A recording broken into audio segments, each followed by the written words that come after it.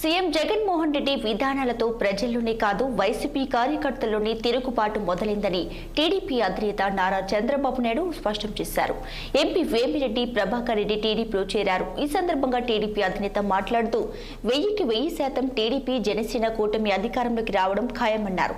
ఇది ఆరంభం మాత్రమే అని, ఎన్నికల కోడ్ వచ్చాక ఇంకా మార్పు వస్తుందంటూ చెప్పారు. వైసీపీ రౌడీలని రోడ్లపై తరిమికొట్టే రోజులు వస్తున్నాయన్నారు. విశాఖపట్నాన్ని దోచేసిన వ్యక్తి విజయసాయిని నెల్లూరుకి పంపిస్తున్నారన్నారు. ఇక దోచుకున్న డబ్బుతో సిద్ధమంటూ హోర్డింగ్లా అంటూ మండిపడ్డారు. ఇన్నాళ్ల రాజకీయాల్లో ఏనాడు చూడలేదని, దేనికి సిద్ధం, ఓడిపోవడానికి సిద్ధమా అంటూ ప్రశ్నించారు.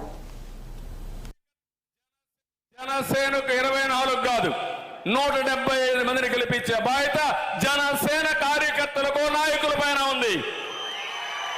ఈ బాధ్యత మేము సమిష్టిగా తీసుకపోతే మాకు లేని బాధ మీకెందుకని నేను అడుగుతున్నా. అవన్నీ మీరు చూస్తే కులాల మధ్య, మతాల మధ్య, ప్రాంతాల మధ్య చిచ్చు పెట్టి చలిగాల్చుకునే రకం వీళ్ళు. ఇంకో పక్క మీరు ఒకసారి చూస్తే ఎక్కడికక్కడ రెచ్చగొట్టి తద్వారా రాజకీయ లబ్ధి పొందాలనుకుంటున్నారు తప్ప ఇంకోటి కాదు. ఈ విషయం కూడా మనం గుర్తుపెట్టుకోవాల్సిన అవసరం ఉంది. నేను ఒక్క విషయం కుండోళ్ళు అడుగుతున్నా. ఒక్క ఛాన్స్ అన్నాడు, బుగ్గల్ని మిరాడు, ముద్దులు పెట్టాడు.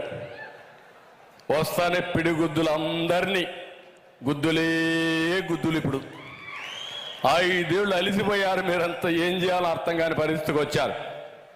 ఏ ఒక్క వర్గమైన ఆనందంగా ఉన్నారా అని నేను అడుగుతున్నా.